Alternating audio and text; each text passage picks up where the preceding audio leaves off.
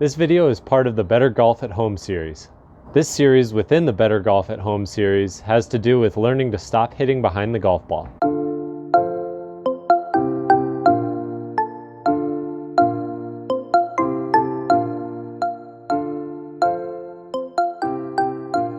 In part 2, we'll discuss how to practice.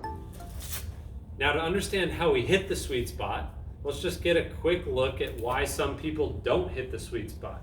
A lot of golfers come into impact and they in fact reverse their pressure shift, get over to the right foot, and this is all in an effort to hit it high in the air, and then they try to get manipulative with the hands and the arms.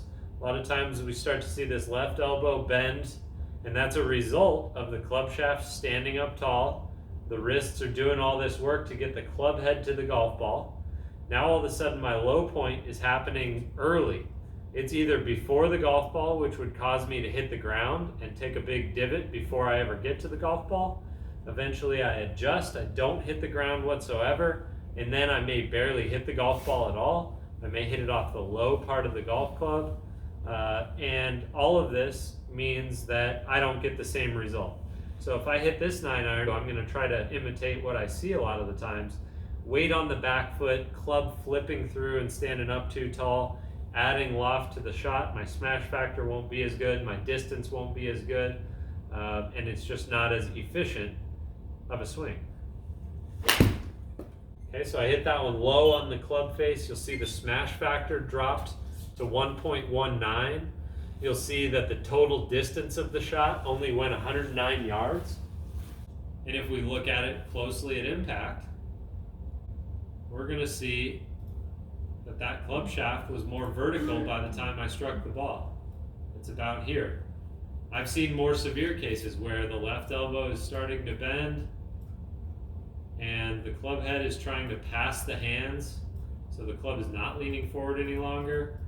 And after impact, we see a lot of violent stuff go on with that left elbow and with the wrists, a lot of stuff that looks painful and probably could even cause injury. And by the way, we've got the pressure is a little more evenly distributed here between both feet as opposed to shifting into the forward foot. And the few factors that I look for most are that by the time you're striking the ball, the pressure or your weight has shifted into the front foot. And when you do that, the shaft tends to lean forward instead of standing up straight. Leaning it forward helps make sure that that low point gets in front of the golf ball. So I've got my pressure shifting forward, I've got my handle or the shaft leaning forward, and I've also got fairly stable and quiet wrists through impact. So you'll see here, when I hit this shot, I'll go back and look at the replay. We're going to see that my weight has shifted into the left foot. My pressure is over there on that left foot. My club shaft is leaning forward. I know it's a little dim, but just as it comes into impact, it's there. As it's striking the golf ball, the ball's gone now. Here's the shaft. So it's leaning forward as opposed to standing straight up. So how do we train this? Well, there's a handful of gadgets and a few home remedies that I like to use when we're talking about connection, when we're talking about learning to strike the golf ball. It's really important that you make good contact with the golf ball before you learn to do much else. If you make a long and fast golf swing, but you don't make good contact with the ball, it doesn't do you a whole heck of a lot. Just knowing that it's important to hit the ball on the sweet spot is a big deal. And that's our aim with every club in the bag, putter to driver. Chip shots, full swing shots, half swing shots. Learning to control the sweet spot right here in the center of the club face is one of the first priorities that we have when teaching golfers how to play and teaching them how to get the ball airborne. It takes care of a lot.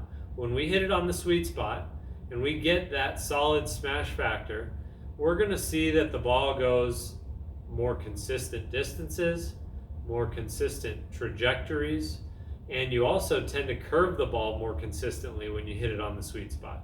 In general, shorter clubs moving a shorter distance will be easier to feel where that sweet spot is and learn where that sweet spot is. For those who are not able to find the sweet spot as easily, they make equipment that's more forgiving. So we've got you covered either way. Starting out, we're just gonna make swings that go outside of my hip pocket, side to side.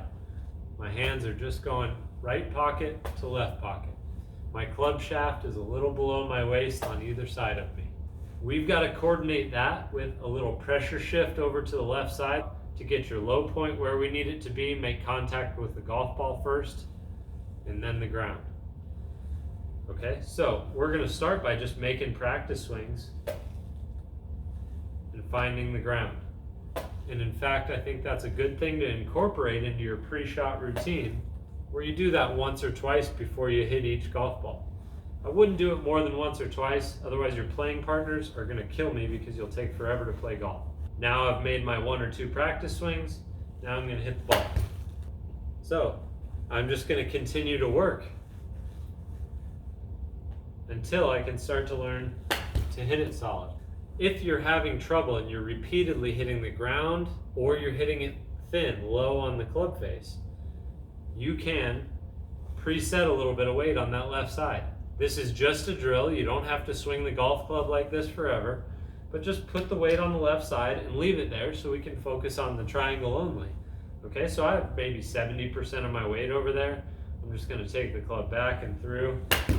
Eventually, we want to learn to walk and chew gum at the same time, and by that I mean we want to learn to shift and then turn and get the club through. As you succeed more, I would say 7 or 8 out of 10 is what you're looking for. You want to be able to strike that ball solidly before you move on. And now let's move it to about left arm parallel to arms parallel to the ground again. And we're just going to hit some shots where we're trying to hold that finish. We're trying to finish in balance. Make sure that you watched all 3 videos in this series to make sure that you can stop hitting behind the ball. A link to the playlist should start to appear on your screen right about now. As always, I appreciate you taking your valuable time to watch my content. I hope this was helpful to you. Feel free to leave a comment below. Don't forget to hit the like button and subscribe with notifications so you don't miss any videos coming out soon. Take care.